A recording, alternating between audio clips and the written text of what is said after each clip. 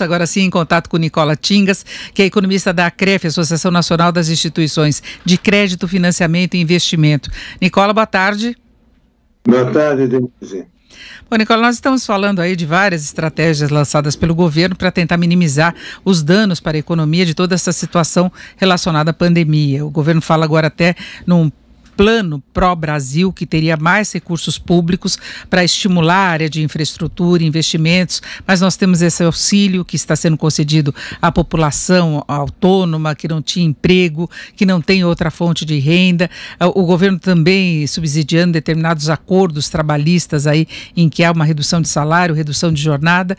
Você acha que isso pode fazer a transição para o Brasil ser menos traumática do ponto de vista econômico?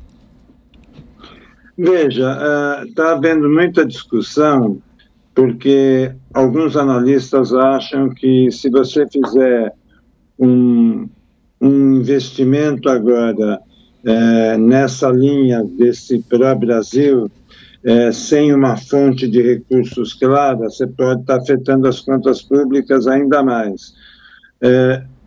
O governo está dizendo, pelo menos a ala militar, e o próprio ministro, segundo a imprensa, disse nas reuniões que tudo bem desde que fosse financiado com recurso privado. Então, recurso privado são 30 bilhões em 3 anos, e aí teria que sair de alguma forma do orçamento, que já é apertado, e mais 250 bilhões que sairia de concessões e programas de parceria público-privada. O ministro da Infraestrutura tem muita habilidade com esses projetos, ele é muito bom e ele tem avançado muito nisso. A questão é que não se sabe se ele vai conseguir e se esse plano vai ter essa fonte de financiamento privada. Se for para ter pública, eu acho que poderia até ter pública, desde que houvesse um ajuste orçamentário para que esse investimento também coubesse. Agora a questão é que o governo talvez não queira esperar essa atratividade dos recursos privados para poder alavancar mais investimentos na área de infraestrutura especialmente, e aí haveria essa participação maior do governo. Do ponto de vista de credibilidade, de uma confiança em termos de gestão de política econômica, você acha que isso poderia trazer problemas? O governo afrouxar um pouco mais essa questão de gastos, ainda que seja para reativar a economia?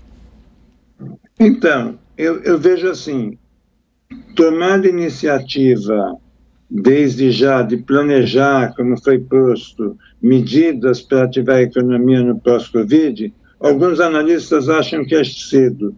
Eu acho que não. Eu acho que pode se pensar e planejar, eu não vejo nada de errado. Então, a questão é assim, se não houver o funding, o financiamento privado, eu acho que deve-se usar recursos do Tesouro, sim, contudo que isso seja harmonizado. Então, se veja dentro das contas como vai reduzir despesa, como se vai fazer para que isso seja financiado. Ou, em última instância, que é uma coisa polêmica, mas nesse momento de pandemia internacional, que você vê o tamanho do aporte que o governo americano está fazendo, fiscal, e outros países, você poderia até financiar via emissão de moeda no curto prazo, aumento da dívida.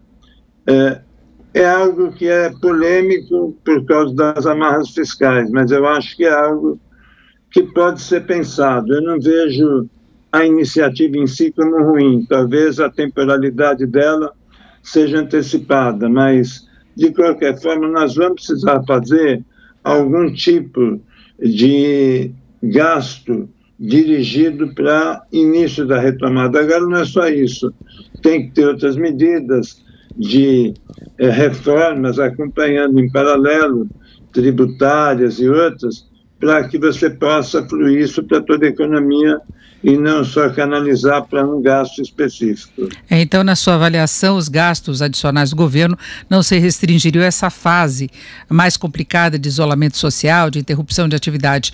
No pós-pandemia também haveria essa necessidade de participação do governo?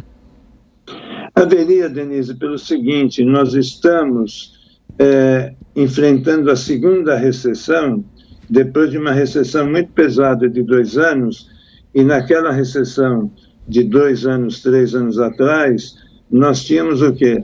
Nós tínhamos uma perda de postos de trabalho que levou o desemprego para 13 milhões, e boa parte dos subempregados ou desempregados foi fazer atividades informais, foi criar formas de custear basicamente a sua sobrevivência, a sua vida básica. Agora, a gente estava com dificuldade, começando a retomar, querendo retomar, e o desemprego ainda continuava alto.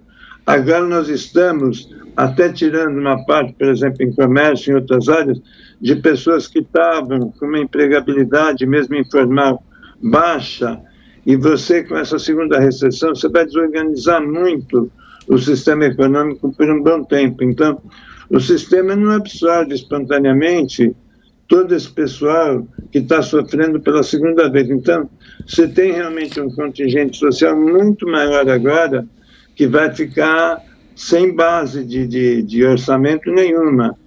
Ou o governo continua dando bolsas de auxílio permanentemente, o que também não faz sentido, ou ele cria, e aí está um pouco inspirado no New Deal, que foi uma intervenção keynesiana em 29 e 30, na Grande Depressão, você cria empregos para poder começar a colocar renda e fazer a economia fluindo e vai tomando outras medidas. Então, sobre esse aspecto, pela intensidade da crise, depois já de um período recessivo pesado, eu acho que é importante ter medidas adicionais para começar a gerar, lubrificar essa economia. Nós ouvimos o Nicolas Tingas, que é economista da CREF. Nicolas, muito obrigado, uma boa tarde. Boa tarde.